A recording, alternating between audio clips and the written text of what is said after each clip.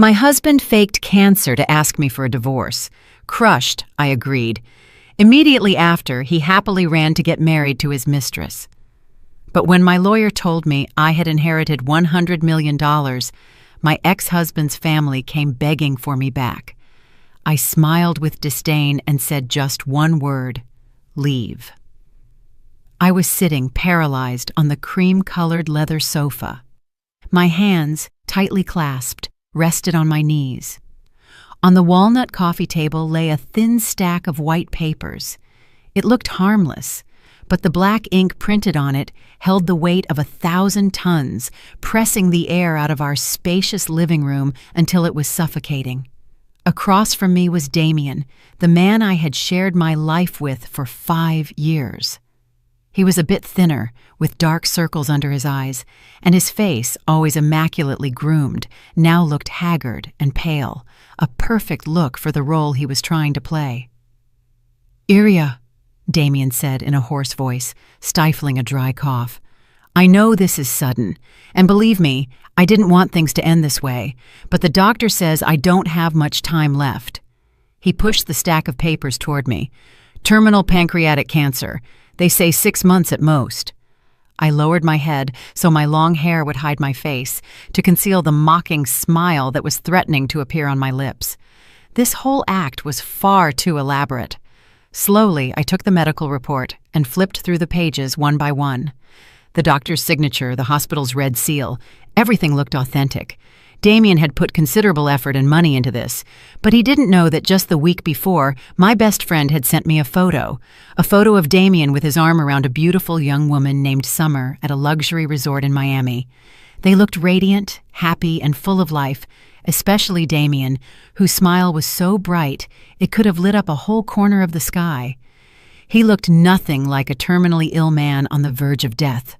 "Why? Why did you hide it from me?" I looked up, forcing a look of shock and pain. My eyes began to well up with tears. I had practiced this expression in front of the mirror hundreds of times. I had to act perfectly so Damien wouldn't suspect a thing. Damien leaned across the table and took my hand. His hand was freezing. "I didn't want you to worry. Look, for the last few months I've been making up business trips, but I was really going for treatment, unsuccessfully. I don't want to be a burden on you and our family, Madison. Let's get a divorce." The word divorce, said so softly, was like a knife straight to my heart, not from pain, but because it confirmed everything I had suspected. He wanted his freedom. He wanted to be officially with his mistress. And he wanted to get rid of me as peacefully as possible so he could keep this house, this business, all the assets we had built together, or rather, the assets my father had mostly left me. "No, I don't agree," I said, pulling my hand away and shaking my head as tears fell uncontrollably. "If you're sick, I will take care of you. No matter what, I won't abandon you. We took our vows." Damien sighed, a sigh full of exhaustion and false nobility. "Madison, don't be naive. I don't want to spend my last days watching you suffer for me. I want you to find another man, a better one, who can take care of you. Consider this the last thing I do for you. I've already prepared all the papers. I'll leave you this house and transfer all my shares in the company to you." His words sounded so sweet, so selfless, but I knew perfectly well that our company was drowning in debt after a failed project led by Damien himself. And this house was mortgaged to the bank. He was leaving me a complete mess while he planned to run away with the money from the secret fund he had been siphoning off for a long time. I looked deep into Damien's eyes, trying to find some trace of the man I once loved. But all I saw was deception, calculation, and chilling cruelty. My father had warned me about Damien. He said that a man from a humble background with unrestrained ambition would stop at nothing to achieve his goals. Back then, I was young and believed in love. I argued with my father, thinking he was prejudiced. Now, every one of his words resonated with me. I rested my head on the table, my shoulders trembling. My crying was muffled and sounded truly pitiful. Damien got up, came around the table, and hugged me. "It's okay. Don't cry anymore. Everything will be fine. I'm only doing this for your own good." I let him hug me. Inside there was no pain, only a terrifying emptiness. love, trust, everything had been shattered. All that was left was a simmering hatred that burned in silence. Okay, Damien, if you want to act, I'll act with you. I'll play the role of the abandoned, pitiful wife, and we'll see who ends up really crying in the end. I lifted my face. My eyes, filled with tears, looked at him. Yes, if that's what you want, I accept. Damien was a little startled. He probably didn't expect me to agree so quickly, but then a flash of joy crossed his face, so fleeting that if you weren't paying attention, you would have missed it. He quickly covered it with a pained expression. Thank you, Madison.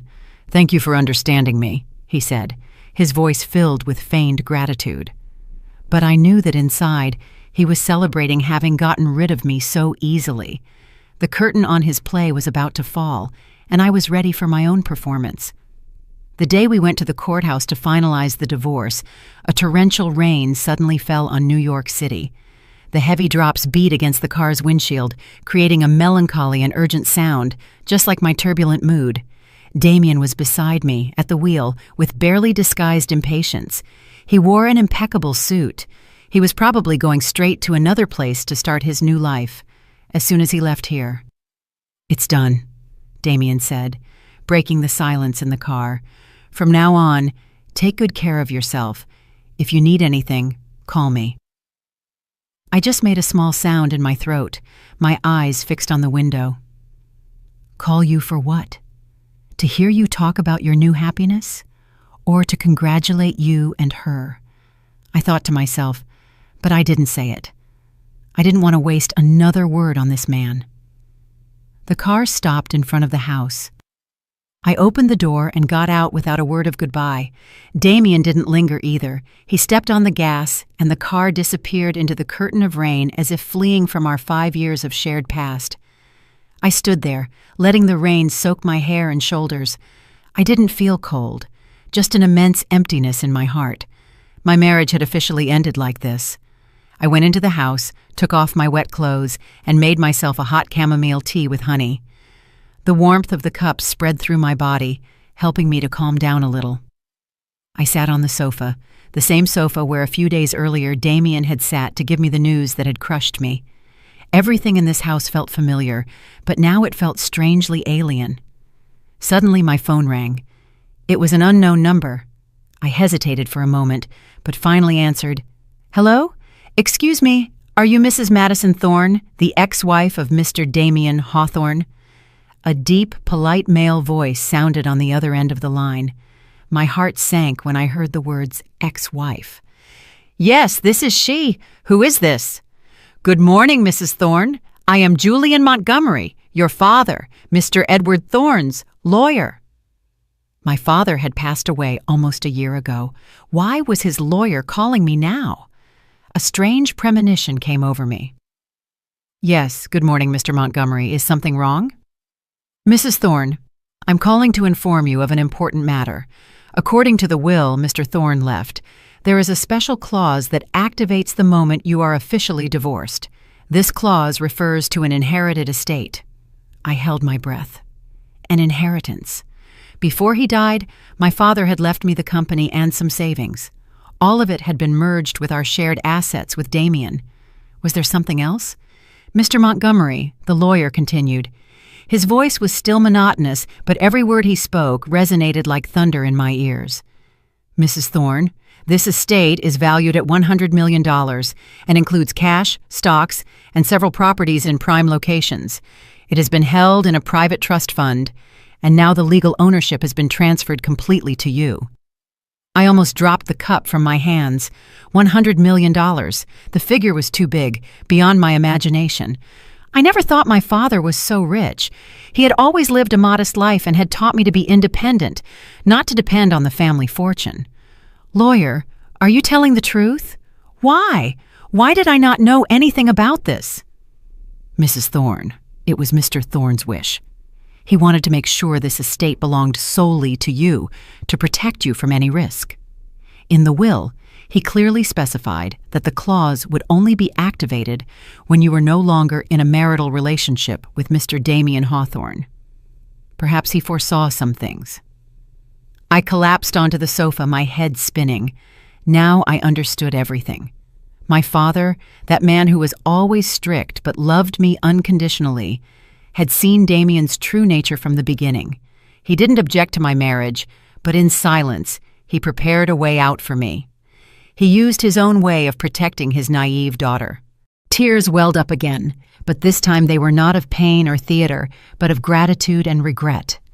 "Dad, I was wrong." "Mrs. Thorne, are you all right?" The lawyer's voice brought me back to reality. "I'm fine. Thank you, lawyer." I quickly wiped away my tears. What should I do now? "If you don't mind, we could meet at my office tomorrow to discuss the details. I will send you the address." "Yes, okay, I'll be there tomorrow." The call ended. I put the phone down on the table, but my hands were still trembling. The rain outside had stopped. After the storm, the sky cleared, and a faint rainbow appeared on the horizon. I looked out the window, taking a deep breath. Everything had happened too quickly, too unexpectedly. The pain from my broken marriage seemed to have been eclipsed by another, more intense emotion. It was a feeling of empowerment. "Damien, you thought you had pushed me into the abyss, but you don't know that your own action has opened a completely new door for me. A door that leads to freedom, to wealth, and most importantly, to the opportunity to start my plan for revenge. Your play is over, Damien. Now it's time for my show to begin, and I promise you, it will be spectacular." The next morning, I chose a navy blue pantsuit, elegant and powerful. I put on a light coat of makeup, just enough to hide the fatigue from a sleepless night and highlight the confidence I was trying to build. I drove to the address the lawyer, Montgomery, had sent me. It was a prestigious law firm in a large building in Midtown Manhattan with a very professional and reputable look. A young secretary greeted me at the door and led me to the lawyer's office. The room was spacious, decorated simply but luxuriously, with a huge bookshelf filled with thick law books. Lawyer Montgomery stood up to greet me. He was quite young, about 35, tall, with a firm face and bright eyes that radiated intelligence and sharpness. He wore a custom-made suit that fit him perfectly, giving him a very elegant look. This was the man my father had entrusted with such a great secret. "Good morning, Mrs. Thorne. Please have a seat," he said in the same deep, warm voice I had heard on the phone. "Good morning, Lawyer Montgomery," I replied, sitting down in the chair in front of his desk. After the secretary served us tea, the lawyer got straight to the point. He slid a thick folder toward me. "Mrs. Thorne, here are all the legal documents related to the estate your father left you. You can review them." I opened the folder. Inside were countless documents, bank statements, stock certificates from major companies, and property deeds in prime locations. Everything was organized immaculately and clearly. The figure of 100 million was no longer an abstract concept. It materialized before my eyes in full detail. "My father, how long ago did he prepare all this?" I asked. My voice still trembled with disbelief. "Mrs. Thorne, Mr. Thorne began establishing this trust fund a year after you got married," the lawyer replied. "He said he respected your choice, but as a father, he had to be prepared for the worst-case scenario. He secretly hired me and my partners to investigate Mr. Damien Hawthorne." The lawyer took out another thinner folder and placed it on top of the one with the assets. "These are the results of our investigation over the last 4 years." I opened it with trembling hands. Inside was detailed information about Damien that even I, his wife, didn't know. Shady business deals, funds from unknown sources, and of course, information about his mistress, Summer. Summer was the daughter of one of Damien's business partners. She was very young, a recent college graduate. They had been together for almost 2 years. The report included photos of them on trips, shopping, and even invoices for the expensive gifts Damien had bought her with company money. The more I read, the tighter my fists clenched. So, he had been shamelessly deceiving me for so long. While I was at home worrying about the business's decline, my husband was using that money to spoil his mistress. The hatred inside me flared up with fury again. "Your father was a very cautious man," the lawyer continued. He not only created this fund, but he also established multiple legal firewalls around it. This ensured that Mr. Hawthorne or anyone else could not touch a single cent of this estate, even while you were legally husband and wife. The divorce was just the final key to open the door. I looked up at the lawyer. He spoke in a calm, professional manner, but in his eyes I saw empathy and respect. He was not just a lawyer, but my father's faithful collaborator.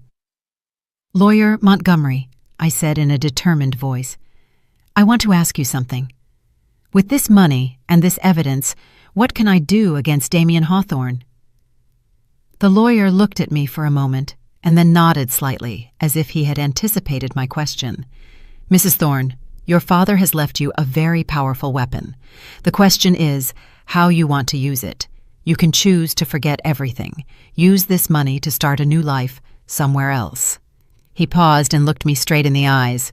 "Or you can use it to claim justice for yourself. If you choose the second path, I and my partners will put all our resources into helping you." I didn't need a second to think. I choose the second path. Damien's betrayal was not just my personal pain. It also trampled on my father's love and sacrifice. I couldn't let the man who had deceived my family live comfortably and happily at the expense of others' suffering. I had to make him pay for everything he had done. "I want him to lose everything," I said. My voice was as cold as ice. His career, his reputation, and even the woman he left me for. I want him to taste the feeling of being thrown to the bottom of society, the same feeling he caused me. The lawyer nodded seriously. "Understood. Then, let's start to outline the plan. First, we need to consolidate your power. You will officially assume control of the investment fund your father established. It's called the Thorne Investment Foundation. Then we will start with the weakest links in Mr. Hawthorne's empire." He began to analyze Damien's financial situation, his projects, and his relationships with astonishing clarity.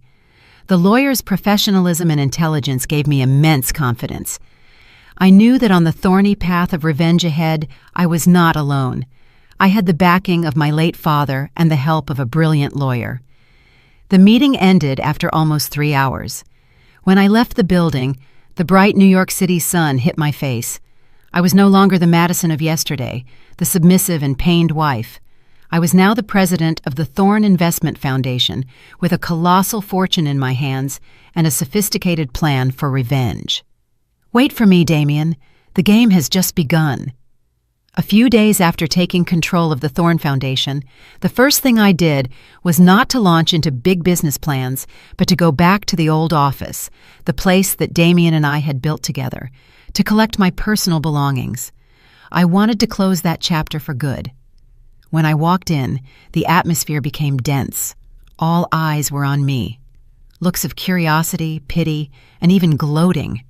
They had surely heard about my divorce, and with the company's debt situation, they assumed that I was the loser, a failed woman abandoned by her husband. I could hear the whispers behind my back. "Look how pathetic she is. They say her husband left her for some big shot's daughter. She deserved it. Before, as the director's wife, she acted like a diva." I ignored everyone, my head held high, and walked straight to my old office. The room was the same, except that the photo of our wedding on the desk had been replaced by a cactus, a change full of symbolism. In silence, I packed my belongings into a cardboard box, a few books, a few souvenirs, nothing too important. I decided I was going to get rid of everything that belonged to the past. While I was gathering my things, Amelia, the young assistant whom I had personally trained, came in. Of the whole company, Amelia was the only one who had treated me with sincerity. She came from a humble family, but was very hard-working and honest. "Mrs. Thorne," she called in a low voice, her eyes full of tears. "I'm so sorry. I didn't know things were going to end this way." I smiled at her. "Don't worry, Amelia. It's just one of those things. Thank you for all your help during this time." I took a small velvet box from my purse and gave it to her. "I have a small gift for you, as a thank you." Amelia opened the box with hesitation. Inside was an elegant Mont Blanc pen. It was the gift I had planned to give her when she was promoted, but now it was no longer necessary. "Oh, Mrs. Thorne, this is very expensive. I can't accept it," Amelia said, waving her hands. "Take it," I insisted. "You deserve it. Keep working hard. Even though I'm no longer here, I hope you have a brilliant future." I hugged her gently, and picking up my box, left the office. As I passed my old colleagues' desks, I stopped for a moment. I looked directly at those who had been gossiping about me just a moment ago and gave them a brilliant, enigmatic smile that they couldn't understand. "Goodbye, everyone. I'm leaving." They looked at me, astonished, probably not understanding why a failure like me could be so calm and happy. I didn't say anything else. I left the company with my head held high, leaving their looks of surprise and confusion behind. After leaving my old workplace, I didn't go straight home. I drove to a luxurious new development in Greenwich, Connecticut, where I knew Damien and Summer had just moved. I had asked lawyer Montgomery to investigate their address. The development was famous for its luxury, security, and of course, its astronomical prices. Damien must have used a good part of the money he embezzled from the company to buy a house here and please his young mistress. I went straight to the project's sales office. A very courteous real estate agent greeted me. "Good morning, ma'am. How can I help you?" "I want to buy a condo here," I said firmly. "I want the penthouse of Building A, the one with the golf course view." The agent was a little bewildered. That penthouse was the most expensive in the entire development. It was worth several $1,000,000 and had been on the market for a while without finding a buyer. "Ma'am, are you sure? It's a very big apartment, and the price—" "I know. I want to pay in cash. All at once," I said, placing my unlimited credit card on the table. "Please help me process it as quickly as possible." The agent's expression changed completely. He hurried to invite me to sit down, served me water, and called someone to prepare the contract. The whole process was incredibly fast. In a single afternoon, I became the owner of the most luxurious apartment in the development.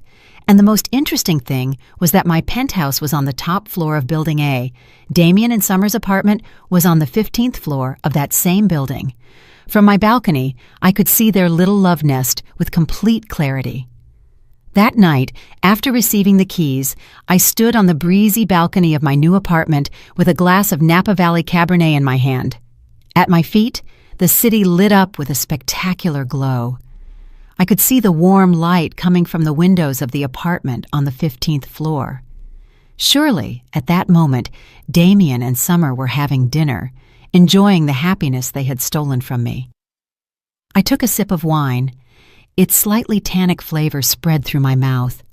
"Damien, will you be surprised to know that the ex-wife you just abandoned is now your neighbor? And not just any neighbor, but one of a completely different class. I won't do anything scandalous. I'll just be here, right above you, as a silent presence, a constant reminder of what you've done. Your peaceful life is over. This is just the beginning. The Queen has returned, and this time I will reclaim everything that is mine." The Thorne Investment Foundation was officially established just a week after I received the inheritance. Our office was on the top floor of a financial tower in the heart of downtown New York, with windows that offered a panoramic view of the city. The name Thorne not only was my father's last name, but it also evoked the peace and prosperity of a fortress, a reminder of the purpose of everything I was about to do. My first target was not Damien, but Brandon, my former boss at the architecture firm where I worked before helping Damien.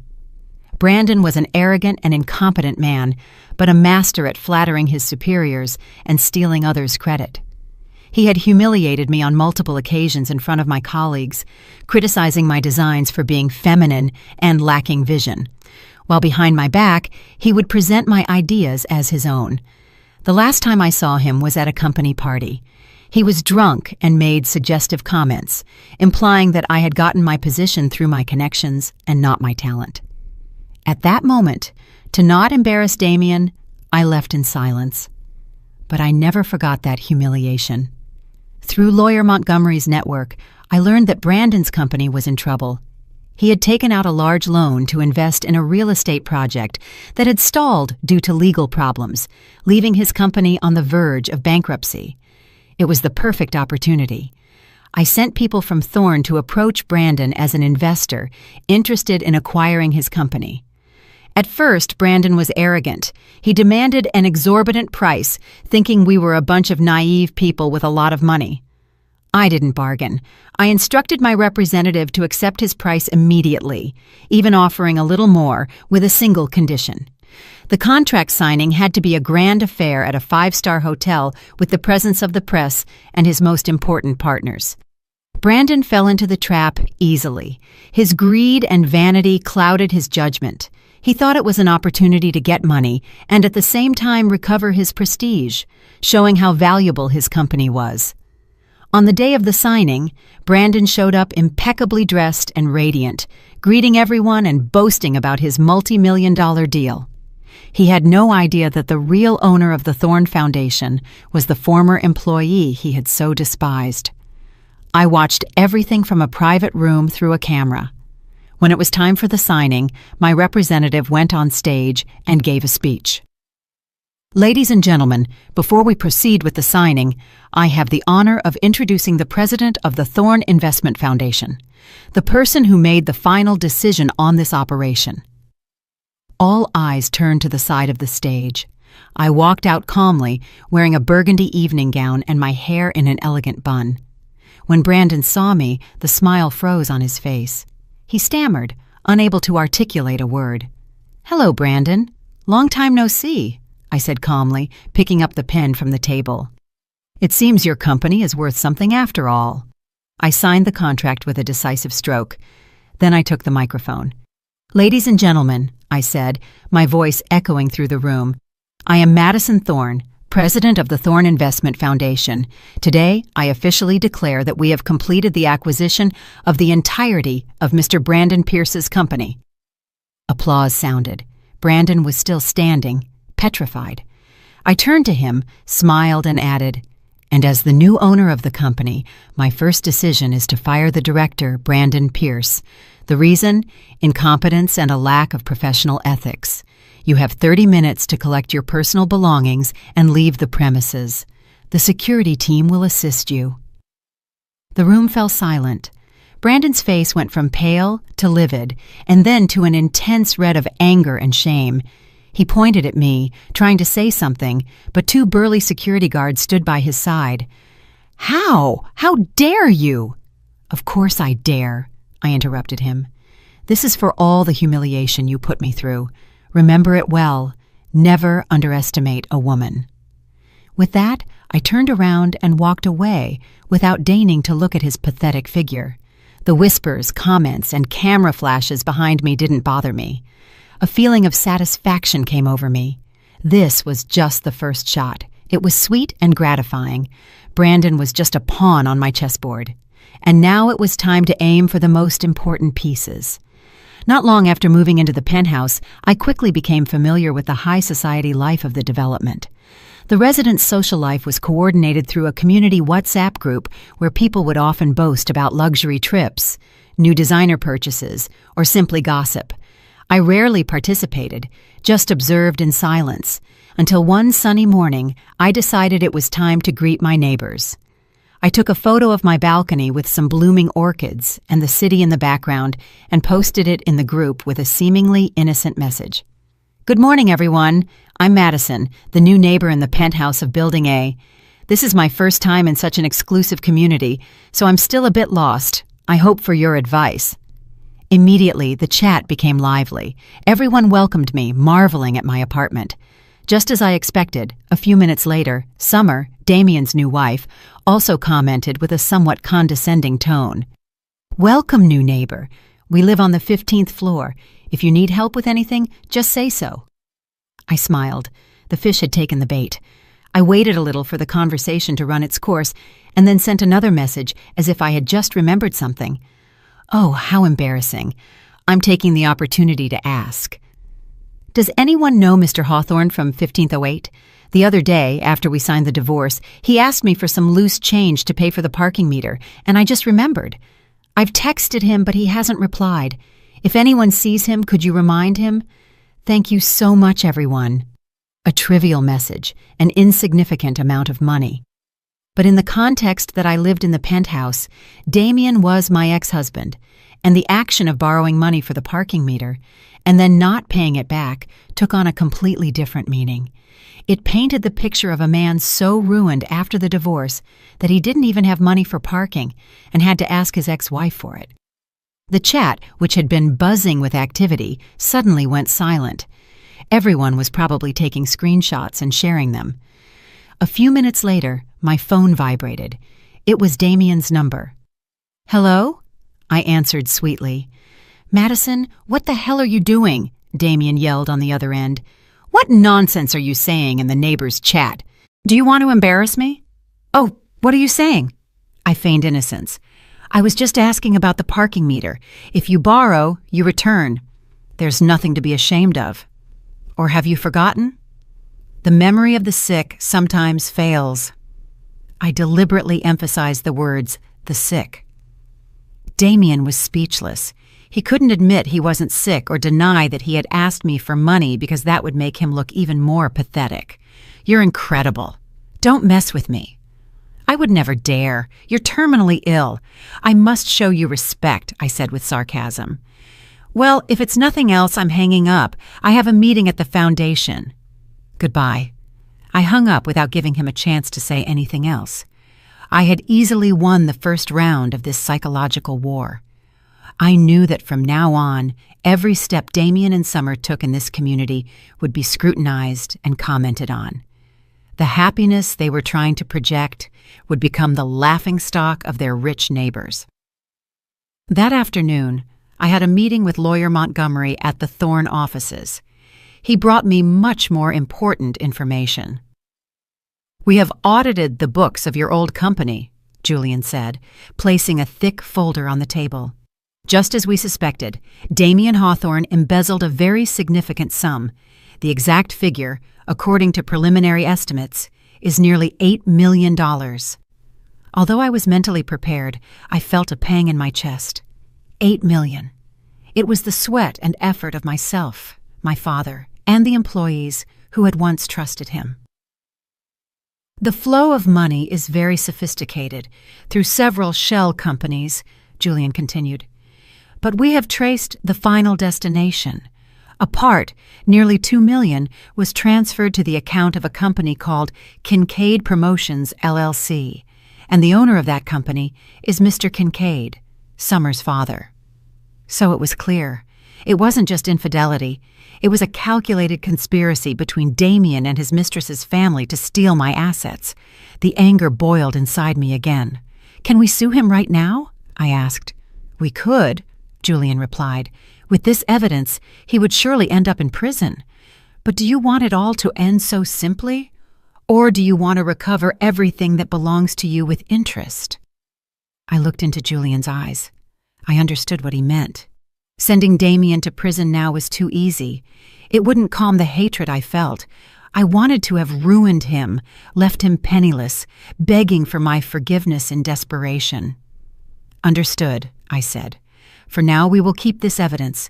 It will be my ace in the hole. For now, let's focus on the next plan. I've heard that the Kincaid Group, his family's company, is trying to get a big government project." Julian nodded, with a complicit smile on his face. "The affordable housing project in the city's east side. A very big pie, and I know you're not going to let them eat it so easily." The real battle had just begun. The public housing project that the Kincaid Group was vying for was not just a construction job. It was a key project for the city with great political and social significance, aimed at providing affordable housing for working families. Any group that won the bid would not only get huge profits, but also invaluable prestige and relationships with the administration. For the Kincaid Group, which was looking to expand its power, it was an irresistible morsel. And for me, it was the perfect battlefield to strike a mortal blow against Damien's family. To compete in such a large-scale bid, the Thorne Foundation needed a construction company with capacity and reputation. Brandon's company, which I had just acquired, was too small, but I already had another target in mind: East Side Builders, a renowned company that was going through financial difficulties. I quickly used the financial power of Thorne to acquire a majority stake, take control, and place my people on the board of directors. Everything was done silently and quickly. Now I had a sharp sword in my hands. The next step was to get to know the enemy. I needed to get internal information from the Kincaid Group, especially the detailed bid they would present to the project committee. This was almost impossible, but I had a way no one expected. I called Amelia, my former assistant. I was still in contact with her. I knew that Amelia had a cousin, Joel, who worked in the planning department of the Kincaid Group. Joel was a good guy, but he was addicted to gambling and had a considerable debt. I met Amelia at a quiet cafe. I didn't get straight to the point. I asked her about her life, her work. Then I subtly mentioned Joel. "I heard your cousin Joel is going through a tough time. Is that true?" She was startled.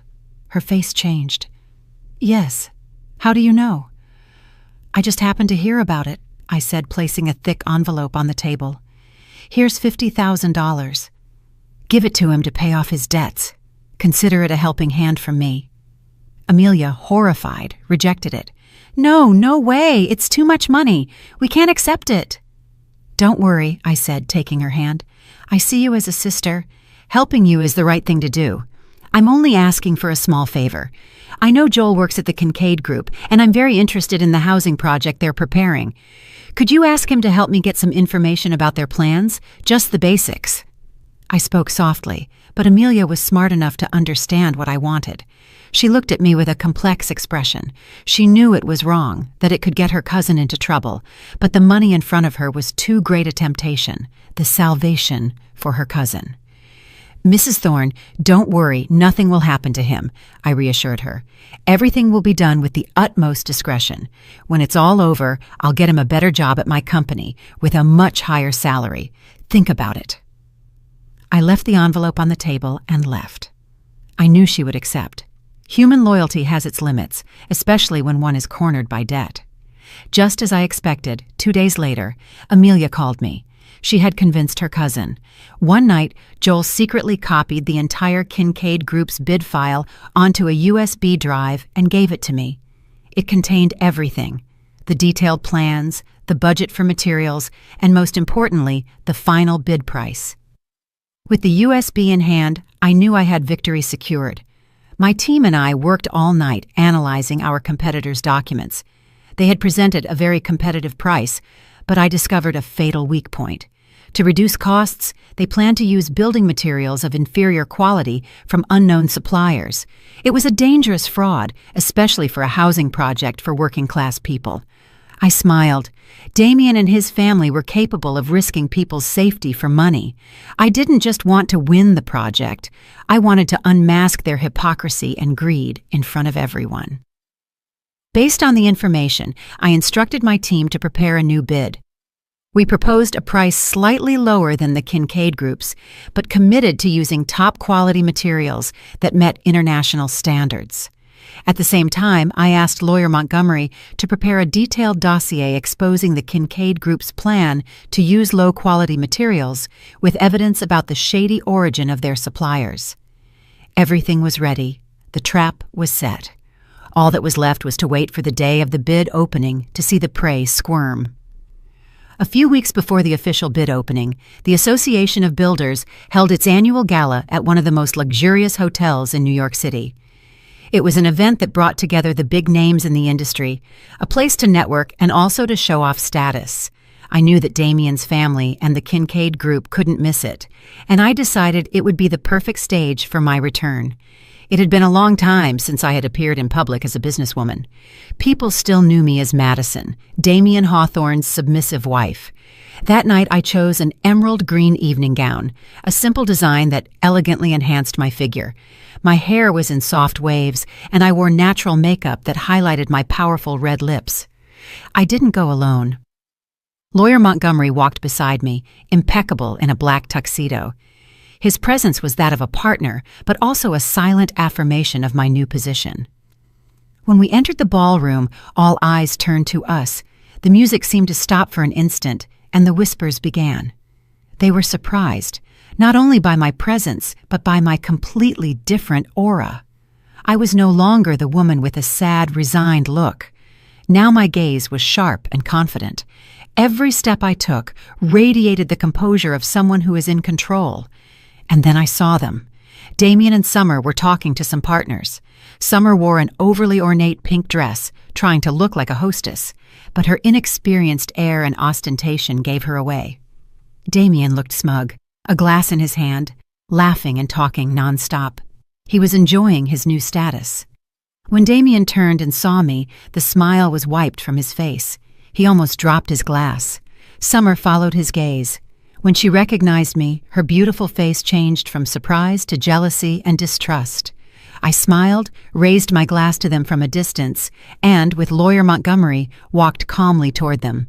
The closer I got, the more evident the bewilderment on Damien's face became. "Madison, what are you doing here?" he stammered. "Why wouldn't I be here?" I replied calmly. "It's a construction industry gala. Oh, I forgot to introduce myself." I turned to the partners who were with Damien, with a tone of voice loud enough for those around to hear. "I am Madison Thorne, president of the Thorne Investment Foundation. We recently acquired a majority stake in Eastside Builders. It's a pleasure to meet you." There was a silence. The name Eastside Builders was not unknown. That a mysterious investment fund had bought it had been the topic of conversation for the last few weeks. No one had imagined that I was behind it. Damien looked at me with disbelief. "Investment Foundation? President? Where did you get the money?" He realized his indiscretion and fell silent. "That's not something you should worry about," I replied without erasing the smile. "Instead, you should worry about the Kincaid Group. I've heard you're very interested in the public housing project." "What a coincidence. Eastside Builders is also very interested. I hope we have a fair competition." Summer, who had remained silent, suddenly intervened with a sour voice. "Fair? What do you know about construction to compete? You're nothing but a woman who uses men's money to put on airs." I turned to Summer. My gaze hardened. "Honey, when I was building a company from scratch with my ex-husband, you were probably still in high school. It's better that you don't get involved in adult matters. Besides, in a place as elegant as this, you should watch your manners, lest people think they didn't teach you any at home." My words were like an invisible slap. Her face flushed with anger and shame. "How dare you call me rude?" "I didn't say that. Did you take it personally?" I shrugged. Summer lost control. She raised her hand, but Damien stopped her. "Summer, that's enough!" he snapped in a low voice, pale with embarrassment. The confrontation had attracted too much attention. A member of the organization approached uncomfortably. "Mrs. Kincaid, are you not feeling well? We can—" Summer broke free from Damien, glared at me, and shouted, "Get away!" She turned around and left furiously. Damien apologized awkwardly to everyone and ran after her. The scene ended quickly. I stayed there, calmly drinking my wine. The people around me looked at me differently, with a mixture of curiosity and respect. They had understood that the Madison of today was no longer a woman who was easy to intimidate. I had officially declared war, and I was going to win this battle. After the gala, the name Madison Thorne and the Thorne Investment Foundation became the talk of the business world in New York City. Damien and the Kincaid Group must have been unsettled. However, I knew that a better offer was not enough to guarantee victory. The Kincaid Group had been in the industry for years, and their connections could not be underestimated. They surely had other aces up their sleeves. "We have their bid file, but something doesn't add up," I told Julian in a meeting. Damien's attitude at the party after the initial shock was still quite confident. "Does he think he can win?" Julian nodded thoughtfully. "I think so too. Submitting a bid with irregularities in the materials with such confidence means they believe someone will turn a blind eye. It's very likely they've pulled some strings behind the scenes." Our investigation target was quickly defined: Director Davis, head of the city's construction projects office, the person with the final say. Mr. Davis had a reputation for being discreet, but he had a weak point: His son, who was studying at an expensive university in California with costs that far exceeded his civil servant salary. Julian's team was very efficient. In 1 week, they discovered a suspicious flow of money. A large sum had been transferred from a shell company of the Kincaid Group to the account of a distant relative of Director Davis's wife.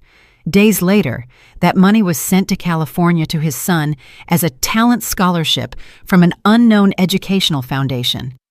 The trail was intricate, but not for our financial experts. "And there's more," Julian said, flipping to another page. "We've investigated the engineering firm that prepared the technical proposal for the Kincaid Group. It's Atlas Designs, and its director, Mr. Alvarez, is Summer's maternal uncle." I smiled ironically. A perfect network of interests. The family of the future wife united to plunder public funds. Damien had planned everything, but he didn't count on me showing up to mess it all up. "Gather all the evidence," I told Julian. "Bank statements, photos of Damien meeting privately with Director Davis in a discreet restaurant, statements from disgruntled employees of Atlas Designs. We need an airtight case." While Julian focused on the evidence of bribery, I pressured the Kincaid Group from another front, the material suppliers. With the financial power of Thorne and the growing reputation of East Side builders, I met privately with the main cement and steel suppliers who worked with the Kincaid Group. I didn't need to say much. I offered them exclusive long-term contracts with better prices and a subtle warning about the risk of associating with a group suspected of illegal practices. Business people are very shrewd. They understood that the Kincaid Group's ship was sinking and looked for a safer lifeboat. In a short time, several important suppliers announced the cessation of their collaboration with the Kincaid Group, citing various reasons.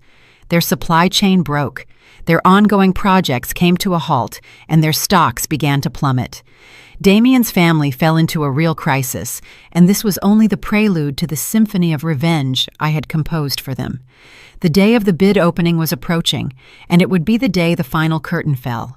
The day of the bid opening was held in a solemn but tense atmosphere in the auditorium of City Hall.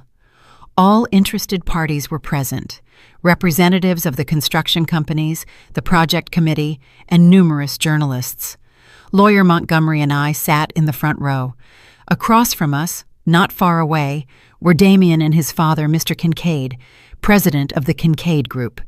Mr. Kincaid was a man in his 50s, with a severe face but a cold and calculating gaze.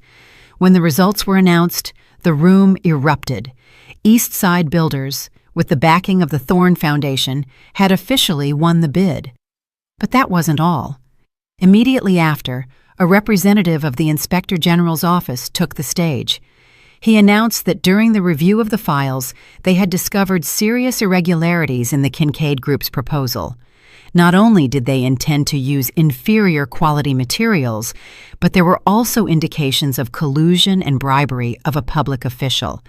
The entire case, including the evidence Julian had secretly provided, would be referred to the police for a full investigation. It was a total shock. The camera flashes exploded, all pointing at Mr. Kincaid and his son. Their faces, already disappointed, turned white with panic. Mr. Kincaid almost fell and had to lean on his chair. Damien stared at me, his eyes bloodshot, filled with hatred and disbelief. I stared back at him calmly and nodded slightly, like a final goodbye.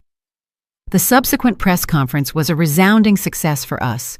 We committed to executing the project with the highest quality, providing safe and decent homes.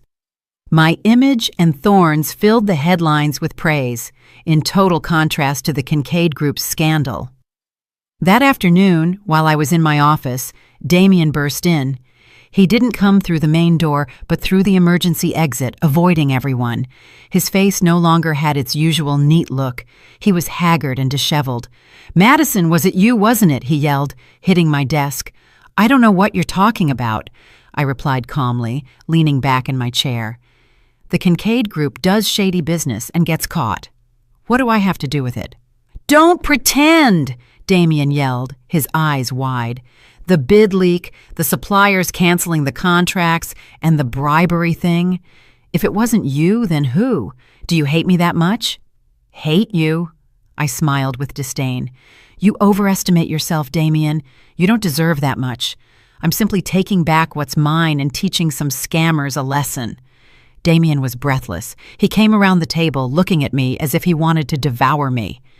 Do you think you've won? Do you think money is everything? Let me tell you something. Your family isn't so saintly either. Don't forget about the trade secrets revelation case from 10 years ago. Your father fell into disgrace because of that, too. As he said that, we both froze. He seemed to realize his mistake and fell silent, but it was too late. The case from 10 years ago. I vaguely remembered that my father's company suffered a great setback, almost going bankrupt. My father said a partner had betrayed him, revealing an important patent, but he never gave details or said who that partner was. I didn't ask, so as not to reopen the wound. What does that case have to do with your family? I asked. My voice began to tremble. A bad feeling ran down my spine. Damien looked at me with a malicious glint of triumph. He had found my weak point. You want to know? Well, ask your father at his grave, or investigate who stabbed him in the back. With that, he let out a demented laugh and left, leaving me alone in the huge office with a question and a terrible suspicion sown in my heart. The case from 10 years ago, my father and the Kincaid family. What was the connection between them? Damien's words stuck in my mind like a poisoned needle. As soon as he left, I called lawyer Montgomery. I asked him to use all his resources to reinvestigate the trade secrets revelation case of my father's company from 10 years ago, focusing especially on any connection to the Kincaid Group. My heart was pounding. I had a feeling I was about to discover a terrible secret, a truth that could change everything. While waiting for Julian's results, I didn't sit idly by. The war against the Kincaids had to continue. Destroying their business was only one part. I wanted to attack what they valued most, the honor and pride of their lineage. I investigated the Kincaid family. They were a family with a long tradition, very attached to their roots and the legacy of their ancestors. Their greatest pride was a large estate in the Hamptons, with a family chapel built on a plot of land with excellent feng shui. Every year on important holidays, the entire Kincaid clan would gather there. For Damien's mother, a woman who had always been proud of her ancestry, that place was more sacred than her own life. A bold and cruel plan formed in my mind. I immediately sent people from Thorne to buy all the agricultural land surrounding the Kincaid estate. With our financial power, the operation was done in the blink of an eye. The farmers, eager to sell for a good price, signed without hesitation in the face of such a generous offer. In 1 week, all the lands surrounding the Kincaid chapel were mine. The next step was something no one expected. Through official channels, I made a request to donate all the newly acquired lands to the town with a specific proposal to build a waste treatment and transfer plant for the entire region. My arguments were impeccable. The area was growing, the amount of waste was increasing, and a centralized place was needed to manage it and protect the environment. The location was ideal, far from residential areas and with good access. The news spread. The town council applauded my act of civic duty. The local residents were happy that the garbage problem would finally be solved. Only one family was on pins and needles. The Kincaids could not believe that their sacred ancestral place of worship was about to be surrounded by a mountain of garbage. The smell, the flies, the trucks coming in and out day and night, the ruined feng shui, the trampled family honor. It was an unbearable humiliation. Just as I expected, the first one to explode was Damien's mother.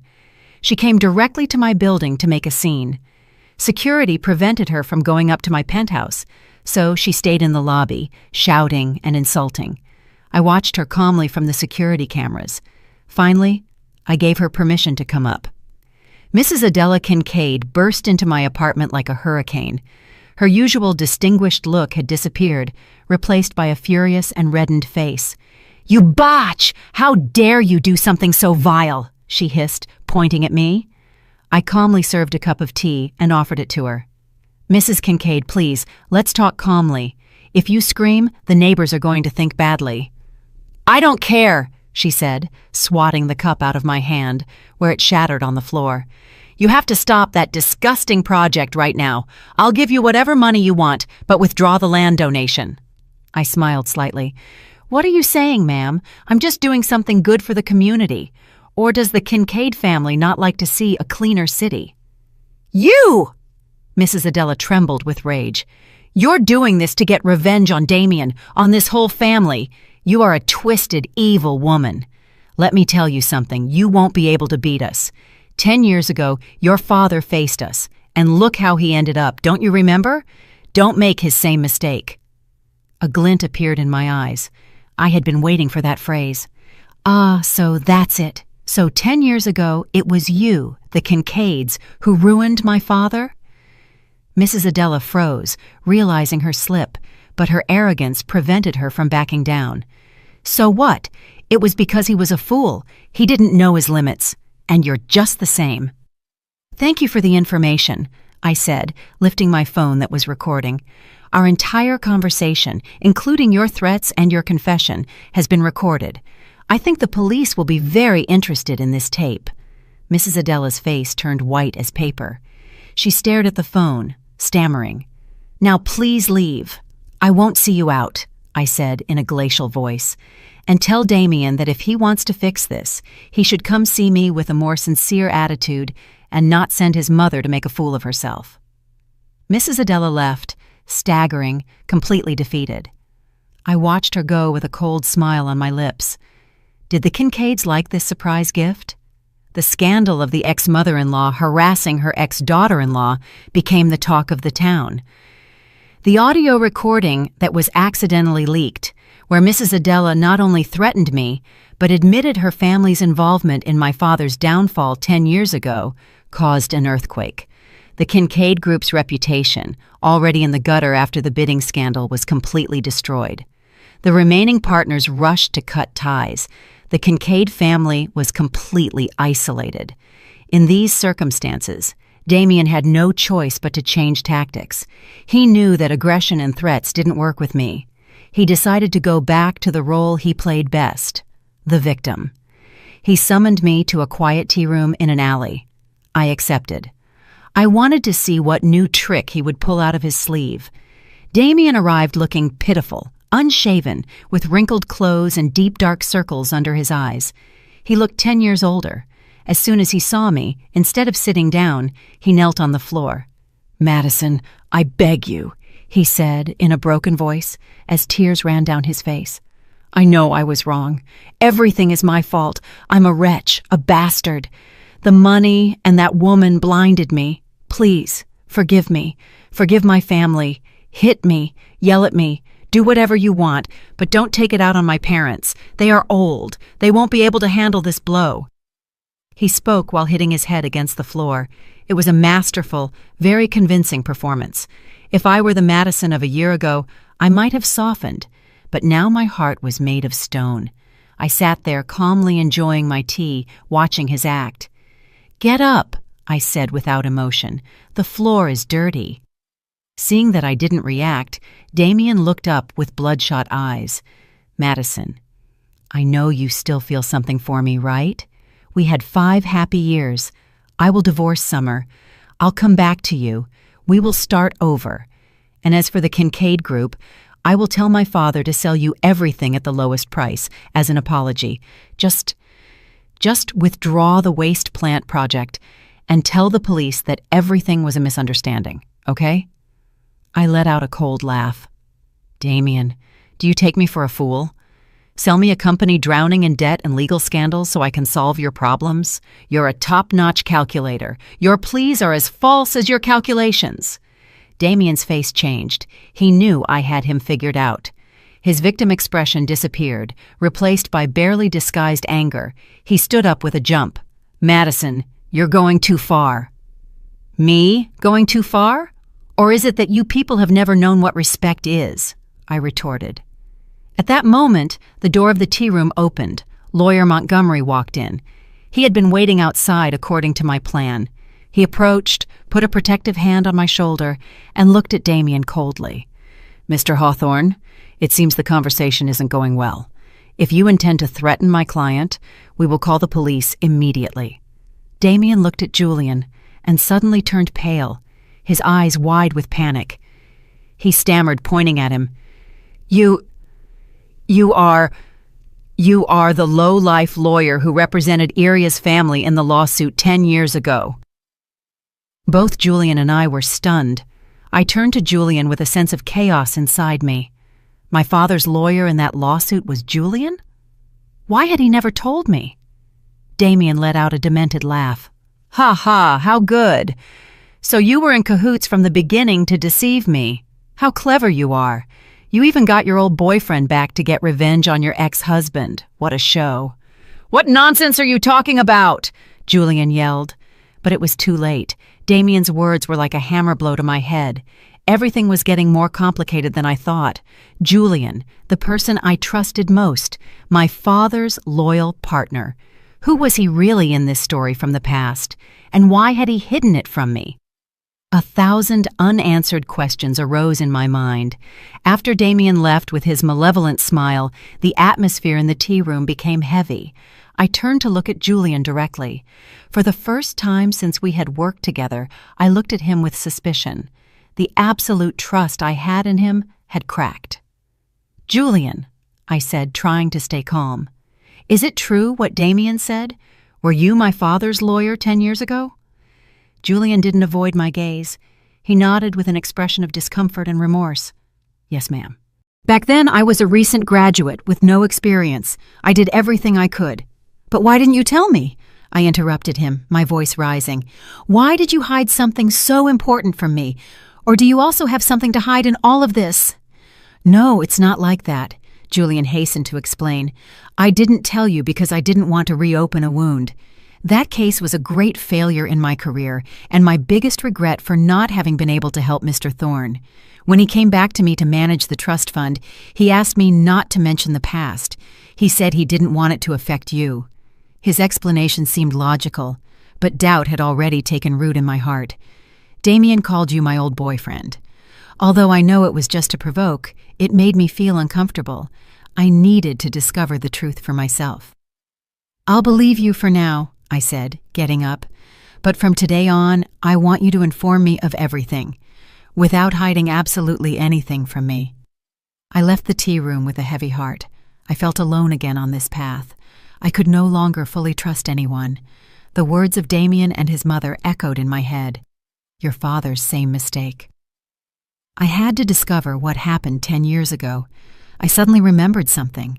My family's old house where I grew up. I had recently authorized its demolition to build a shopping center. All my parents' memories had been removed, but I had a premonition that my father might have left something important that he didn't want anyone to find. I drove directly to the construction site. The house was no longer there, only rubble and half-demolished walls. Dust covered everything. I spoke to the site manager and asked him to temporarily stop the demolition in the area of my father's old office. "Please, have your men be careful in this area," I said, pointing to the foundation.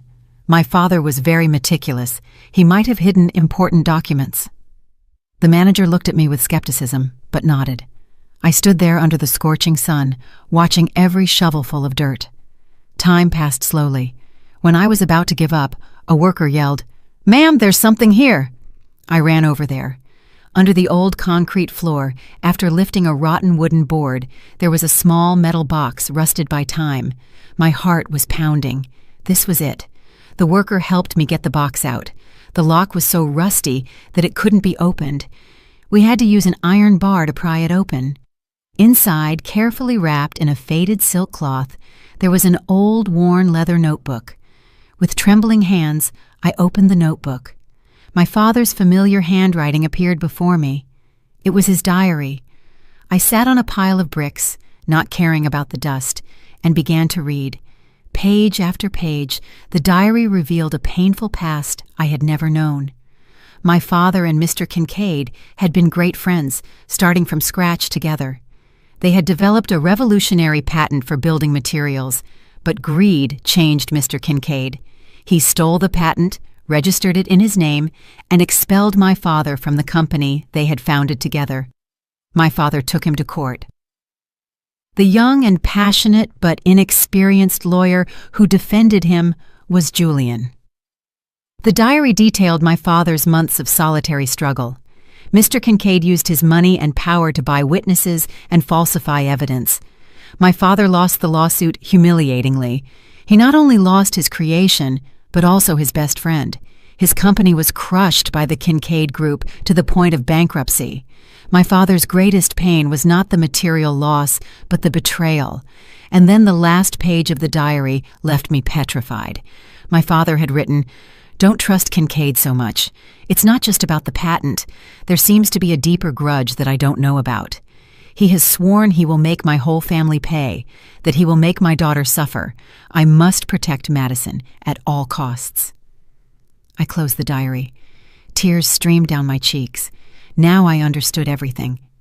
Damien approached me, married me, not for love, but as part of his father's cruel revenge plan. My marriage, my happiness, everything had been a play built on the hatred of the previous generation. My hatred was no longer just toward Damien, but toward the entire Kincaid family. I would not only take revenge for myself, but also for my father. It took me several days to calm down from the shock of my father's diary. The hatred between our families was much deeper than I had imagined. It was no longer the story of an unfaithful husband, but a revenge conspiracy spanning a generation. This only strengthened my determination. Meanwhile, Damien's family's situation was getting worse. The Kincaid Group was on the verge of bankruptcy, with bank debts they couldn't pay. The luxurious apartment where Damien and Summer lived was about to be repossessed. From being a rich girl, Summer had to face the harsh reality, and when the ship sinks, the rats are the first to flee. One night, I received a call from an unknown number. A familiar but fearful voice sounded on the other end. It's me, Summer." I was a little surprised. "Why are you calling me?" I want to see you. There are some things I think you'll be very interested to see," Summer said hesitantly. "But it has to be a secret. Damien can't find out." I hesitated. I didn't know what she was up to, but my gut told me it could be an opportunity. "Okay, I'll decide the time and place." We met at a small cafe hidden in an alley. I arrived early and chose a discreet corner to observe. Shortly after, Summer arrived. She was no longer the glamorous, arrogant young woman from before. Now she looked exhausted and haggard. She wore a simple dress, a mask, and sunglasses, looking around nervously. On her arm, I saw a bruise. "Sit down," I said. Summer sat down and took off her mask and glasses. Her beautiful face had some scratches and a swollen lip. "It was Damien, wasn't it?" I asked, although I already knew the answer. She nodded, her eyes full of tears. "Since the company started having problems, he has changed completely. He drinks, gambles, and then takes his anger out on me. He says it's all my fault, that my family is useless for not helping him. He's a monster." I remained silent without showing compassion. It was the path she had chosen. "You didn't call me just to complain, did you?" Summer took a deep breath to calm herself down. She took a small black USB drive from her purse and slid it to me. "Here's everything you need," she said. "Damien is very careful, but also very arrogant. He keeps all the evidence of his illegal business dealings, money laundering contracts, secret accounting books, everything on his personal computer. He thinks no one can touch it, but I made a copy of everything." I looked at the USB and then at Summer. "Why are you doing this? Why are you betraying him?" Summer smiled bitterly. "Betray him? He betrayed me first. He promised me a life of luxury, and now what? We're drowning in debt. He even stole my last savings to pay off his gambling debts. I was a fool to believe in someone like him." "And what do I get out of this?" I asked directly. "Something that I think is most important to you," she said, leaning closer. I overheard a conversation between Damien and his father. They were talking about the plan to take revenge on your family. Damien recorded that conversation with his phone as a way to keep his father in check. I found that recording. It's all on this USB. My heart pounded. There it was, the definitive proof that unmasked the entire Kincaid conspiracy. "What do you want in return?" $5 million, Summer said. "And a plane ticket to get out of the country. I don't want to stay here for another second. I want to start over." "Deal," I said without hesitation.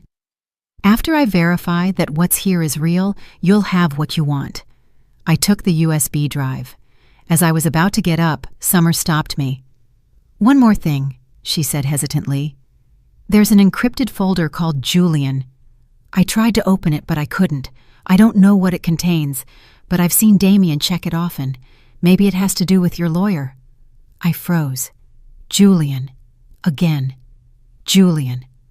The suspicion resurfaced strongly. I nodded at Summer and left quickly. Back at the office, I connected the USB. What Summer said was true. Countless pieces of evidence of Damien's and the Kincaid group's crimes.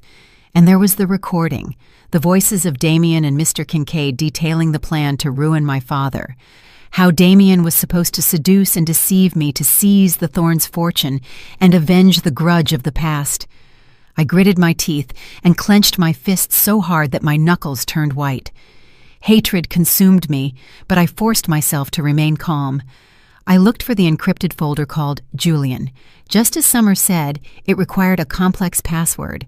I knew I couldn't open it on my own, but I also couldn't give it to Julian. What should I do? This small USB drive was my ultimate weapon, and at the same time a ticking time bomb that could destroy everything. Holding the USB, I felt as if it was burning in my hand. It contained the power to destroy the Kincaid family, but also sowed in me a great doubt about Julian, the person I leaned on the most. I couldn't act blindly. The first thing I did was keep my promise to Summer. I transferred $5 million to her overseas account and bought her a first-class ticket to Canada. I didn't want to have someone as unreliable as her nearby. Only when I was sure she had left the country did I feel calm. Then I had to deal with the Julian file. I decided not to confront him directly. If he really was hiding something, he would never admit it. In secret, I contacted a top-level cybersecurity expert, someone with no ties to the business or legal world of New York.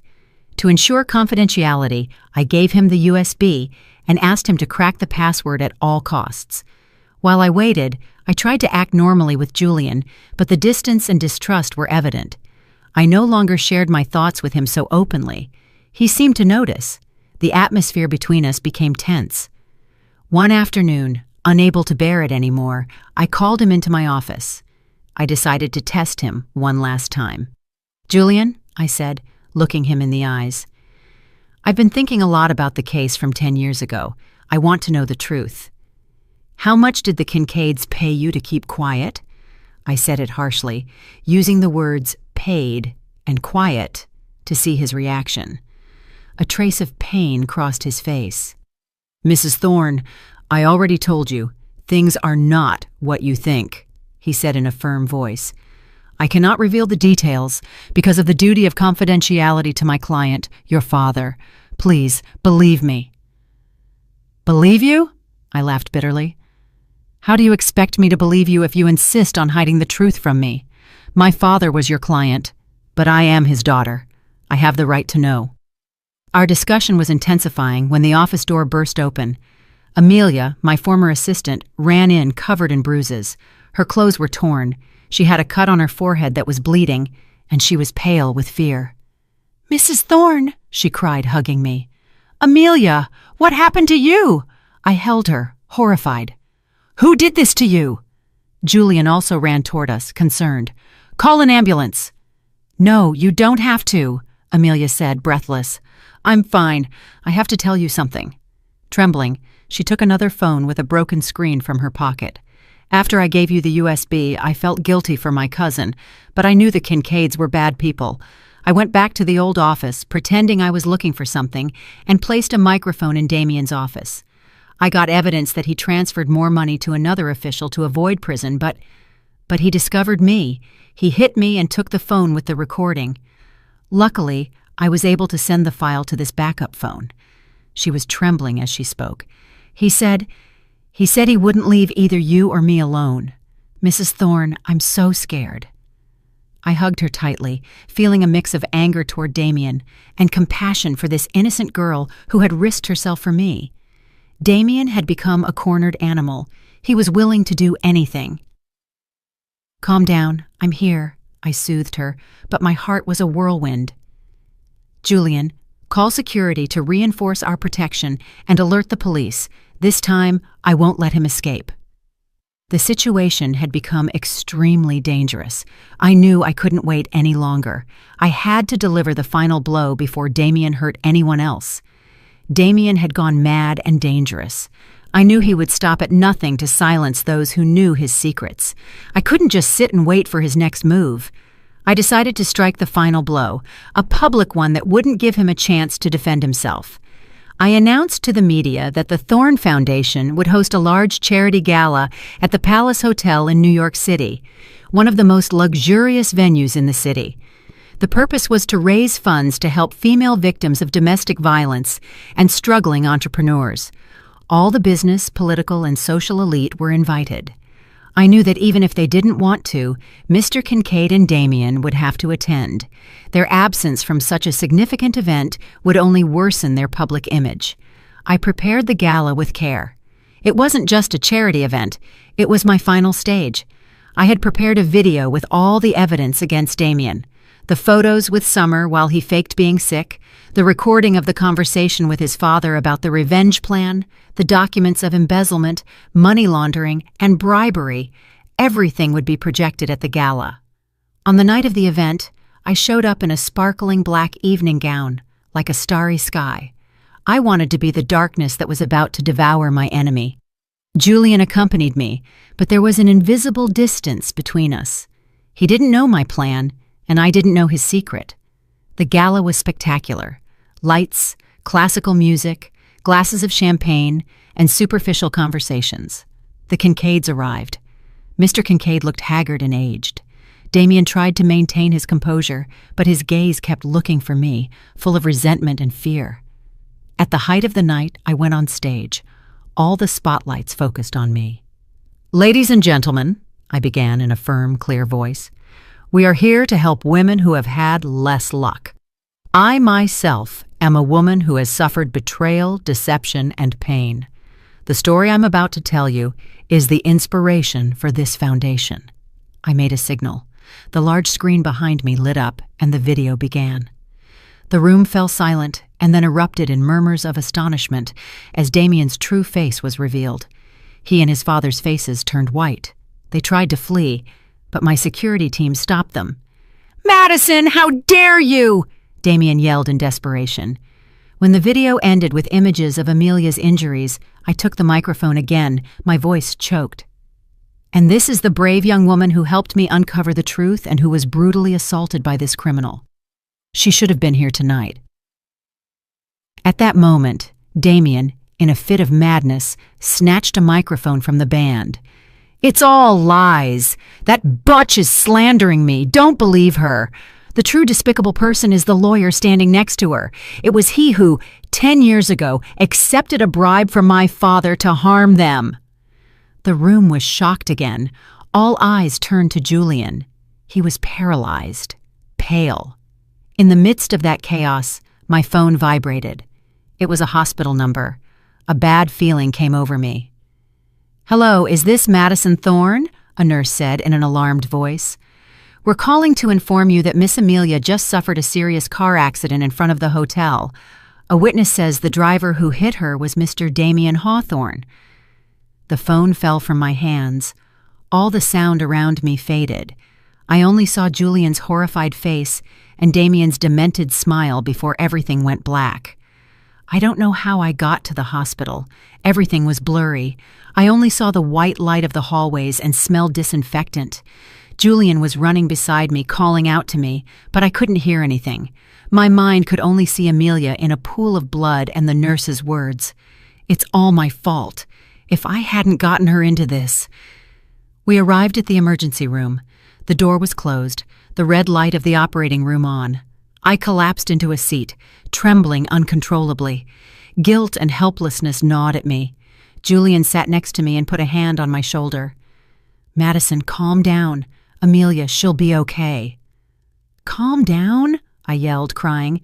"How do you want me to calm down? Amelia is in there fighting for her life, and the person who did this to her is still free, the one who slandered you too." I turned to him, my face bathed in tears. "Tell me the truth. What's that about a bribe that Damien said? Are you still going to hide it from me at this point?" Julian looked at me with an expression of pain and remorse. He clenched his fists and finally, with great determination, spoke in a hoarse voice. "Okay, I'll tell you everything, but promise me that no matter what you hear, you will remain calm." He told me that 10 years ago, after my father lost the lawsuit, he was devastated. He knew he couldn't defeat Mr. Kincaid through legal channels, but he didn't give up. He secretly met with him and threatened him with evidence of tax evasion by the Kincaid Group, forcing him to pay him compensation. The money that Damien called a bribe was actually the compensation your father wrung from the Kincaids. But to save face, they signed a confidentiality agreement that, as a lawyer, I had to respect. That's why I couldn't tell you. I swore to your father. I was stunned. My father had not been weak. He had fought in his own way. "But that's not all," Julian continued in a somber voice. "After your father's death, I always felt that something didn't add up. His health deteriorated too quickly. I investigated on my own and discovered something terrible." He looked at me with difficulty. "Madison, it's possible that your father didn't die of an illness. I have evidence that suggests Mr. Kincaid was slowly poisoning him for a long time with a hard-to-detect herb. It made the symptoms look like old age, but in reality, it was murder." My blood ran cold. Poisoning, murder. My enemy was not just a scammer, he was a cold-blooded murderer. He not only ruined my father, he took his life. A supreme hatred, capable of burning everything, came over me. At that moment, the operating room door opened. A doctor came out, exhausted. "Family of the patient, Amelia." "She has passed the critical phase," he said, taking off his mask. "She was lucky, but the impact was very strong. She suffered a traumatic brain injury and multiple other injuries. She will need a long time to recover, and whether she wakes up or not, only time will tell." Julian and I sighed in relief, but my heart was still heavy. They moved Amelia to the ICU. We could only see her through a window. Her face was pale, her head bandaged, surrounded by wires and machines. Suddenly, the hospital was plunged into chaos. Screams, nurses, and guards running. "He's there! Get him!" A drunken, staggering figure ran toward us. It was Damien. He had escaped from the hotel and somehow gotten here, surely to check if Amelia was dead. "Madison, you're here!" he yelled, his eyes bloodshot with alcohol and hatred. "It's all your fault. You destroyed my life." The guards tried to subdue him, but he resisted furiously. In the struggle, he pointed at Julian and me and laughed like a maniac. "You think you've won? My father killed your father, and I'll kill you too." "Yes, it was my father who killed him. He killed him slowly, with pain. Do you hear me?" His confession echoed down the hallway. Everyone froze. Just then, the police arrived. They handcuffed him and took him away while he continued to shout. Everything happened very quickly. His confession in front of the police and multiple witnesses became irrefutable proof. But I didn't feel satisfied, only immense exhaustion. They allowed us to go in and see Amelia. I sat beside her and took her cold hand. Suddenly, her fingers moved. Her eyes opened slowly. "Mrs. Thorne?" Her voice was a whisper. "Amelia, you've woken up." "I have to tell you," she said with difficulty. "I'm not a simple assistant. I'm Mr. Kincaid's illegitimate daughter. Julian and I were petrified. My mother was deceived and abandoned by him," she continued, tears streaming down her cheeks. "I approached you to get revenge on him. I found the final proof. The suicide letter he wrote, confessing everything, is in the safe at the old Kincaid estate. You have to get it." With that, she fainted from exhaustion. But her words had revealed the last piece of the puzzle, a truth no one could have imagined. The news about Amelia's true identity and the confession letter somehow reached Damien's ears while he was in custody, probably through a corrupt police officer. For Damien, it was the final blow. He knew that if that letter came to light, his family would be finished. The madness pushed him to his last act. Taking advantage of a moment of carelessness during a transfer, he attacked the police and escaped. His only objective now was the hospital, to silence Amelia and destroy me. After hearing Amelia, Julian and I alerted the police and prepared to go to the Kincaid estate, but a bad feeling came over me. I didn't feel calm leaving Amelia alone. "Julian, you go with the police. I'll stay here a little longer to wait for news from the doctors." Julian hesitated, but agreed. "Be very careful. I'll be right back." When they left, I went back to Amelia's room. The hospital at night was silent.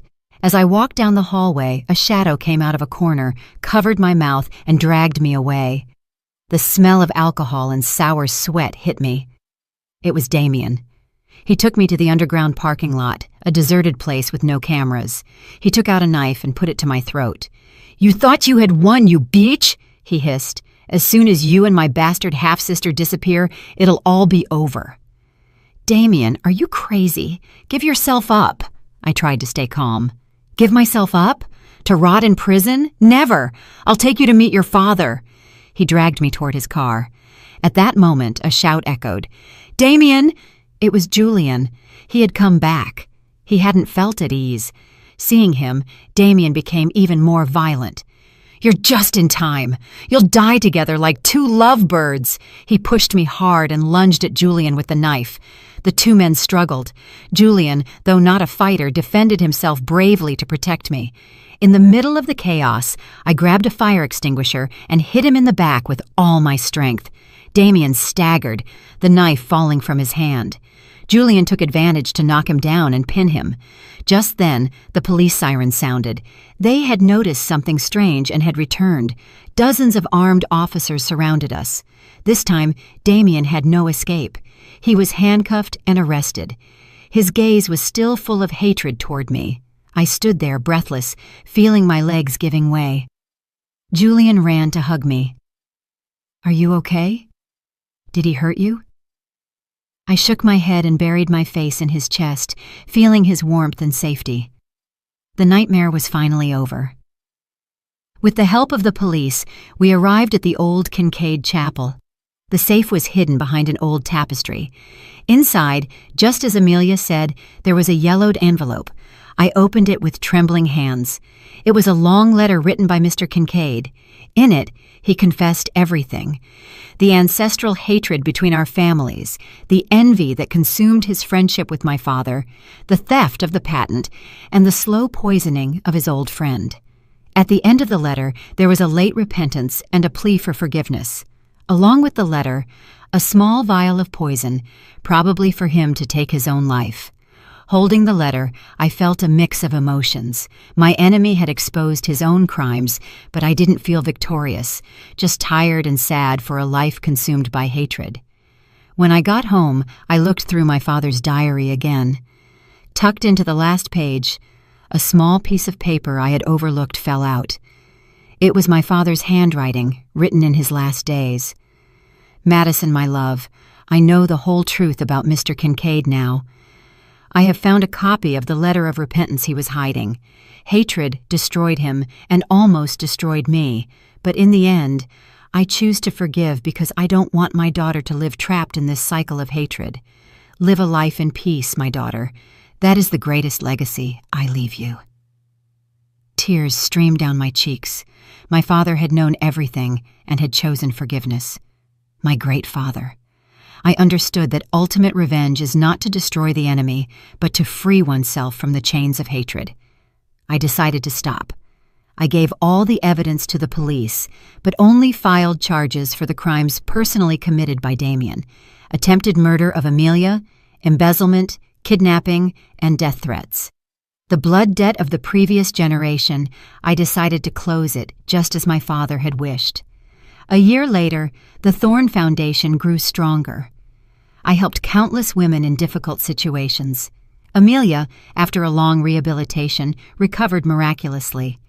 She decided to use part of her inheritance to manage the foundation with me. Summer, from Canada, sent me a letter of thanks. She had started a new life, studying something she was passionate about. Damien was sentenced to 20 years in prison. His mother, after so many blows, sank into a deep depression. I made sure she was admitted to a luxury nursing home with all expenses covered by my foundation. Today is a sunny day. Julian and I are visiting my father's grave. I leave a bouquet of white flowers.